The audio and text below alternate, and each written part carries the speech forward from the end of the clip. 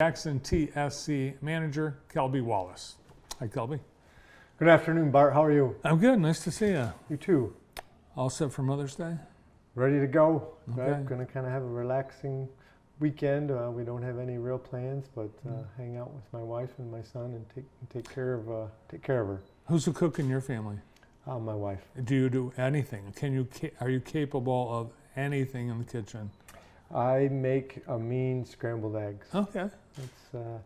I actually made some chicken tenders. Actually sauteed them with some tahini spice and cooked some broccoli in the oven. So I can do it, but she's better, so I let her do it. Okay. All right. Well, enjoy the Mother's Day weekend. Thank you. You don't have travel ball this weekend either, do you? Nope.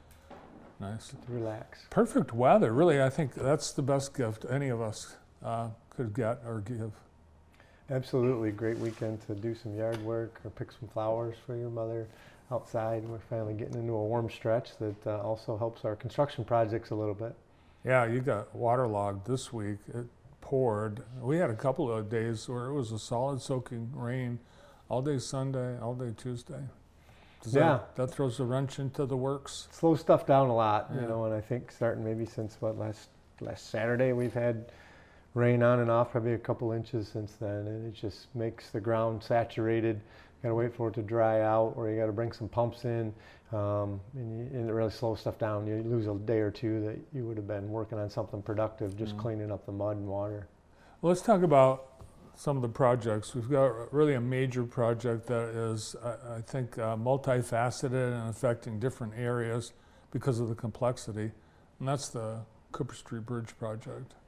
Yeah, we're moving in what I call kind of our second phase, right? We got the water main done near the bridge, and we're actually actively building that new bridge over the Grand River. Andy looked at this picture the other day and he said, wow, it's almost done. So we're just getting prepared to, we have to drill some what we call piles down into the ground, into the bedrock. So that hasn't even started yet. We hope to start that soon. So as much as I'd like to say we're almost done, we're kind of just getting started on the foundation of the bridges. We spent there on the left side of the picture, you can see that water main, that 20-inch water main. That was kind of the first phase of the project where we had to reroute the water main off the old bridge. And now it's back functioning and serving the city. We're kind of moving into our second phase, which is actually putting the new 20-inch water main under the railroad tracks. 20 inches. 20 inches water main that serves most of the city. We have to bore it. Basically, we're tunneling it under the railroad tracks so it doesn't affect the rail traffic. But unfortunately, to do that, you have to dig two big holes on both sides of the tracks and kind of drill hole to hole. That's going to require us to close Michigan Avenue at Cooper Street for about 2 months. And this is the affected area and the detour. And it's going to take people up to Ganson Street both ways. Correct, yep. So the detour, if you're coming from 127, the Leone Township, or the Myers out there on East Michigan Avenue, the signing is going to take you right to Ganson Street, all the way down into downtown, and then go down Jackson Ave to get back to the business loop at Louis Glick. Also, at Waterloo on Michigan Avenue near the hospital will also be signed as a detour up to Ganson for folks who kind of get further down the Michigan Ave corridor.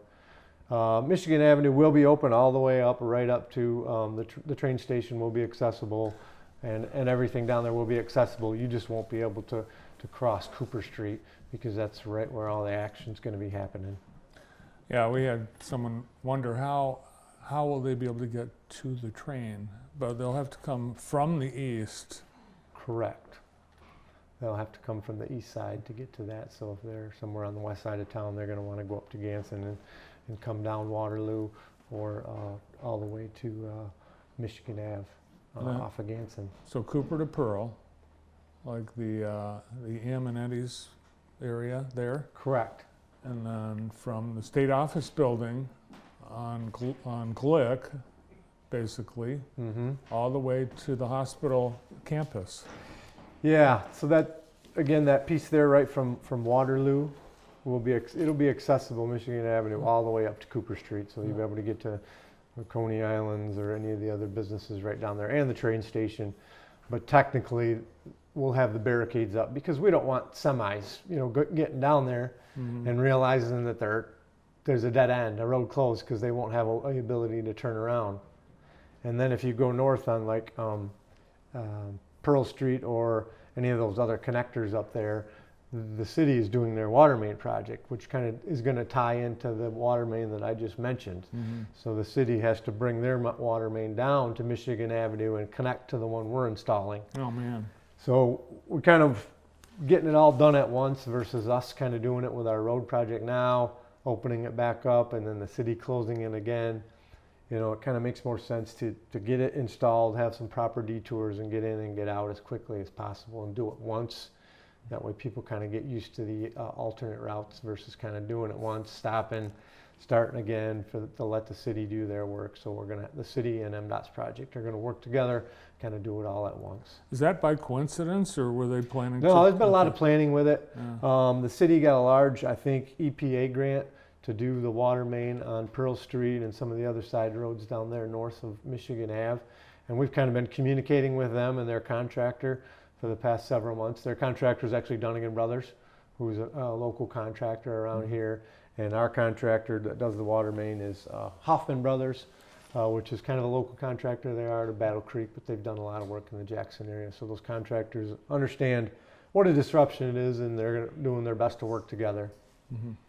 So they've been digging up Jackson for a long time, so they know. Well, we have some breaking news that just came in. Today, Kelby, the new Pope. We know who it is now. It is the first American-born Pope, Cardinal Robert Prevost. He's taking the name of Pope Leo XIV. And there he is.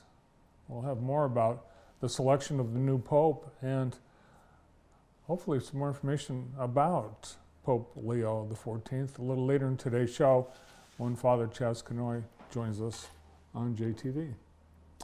Well, this bridge project gives you an idea, I think gives all of us an idea of what we have to look forward to next year, because you're going to be doing the same thing, different street, different bridge, but a bridge probably as complex as the replacement of the Cooper Street Bridge. Yeah, it's a little less complex. We're actually not rebuilding the foundation like we are at Cooper Street. We're actually just tearing off the concrete on top of the beams. So it will go a little quicker, and we're able to maintain one direction of traffic next year on Louis Glick. And it's right there by Grand River Brewery. So it will be less intense as this year. So the worst is this year, and we're already, let's just say we're 5 months into it. Well, we're going to be done by October. So I ask folks for their patience, and to drive safe and, drive slow around our workers out there and follow those detour signs and understand when they're following a detour to be careful, right? And don't speed and plan ahead. Well, we've talked about that on other shows, right? Plan ahead, take a different route. And, we're rebuilding infrastructure that's anywhere up to 100 years old. The bridge and some of these water mains and sewers that, we've kind of put off for a long time because it is very complicated and complex, and it disrupts a lot when we did it. So, but it was time. We just couldn't put it off any longer. One advantage, I think, with Cooper Street being closed where the bridge is completely gone, people have made some adjustments in their routes to avoid basically Glick and East Michigan this stretch. Right. Exactly, because it has been congested because of that street there on the right being closed. So this is the area you won't be able to access, and that's starting Monday. Starting Monday. All right. Well, great to see you. Thanks for all the updates. Yeah. Well, thanks for having me. You bet. Jackson TSC Manager for MDOT, Kelby Wallace. Well, next time.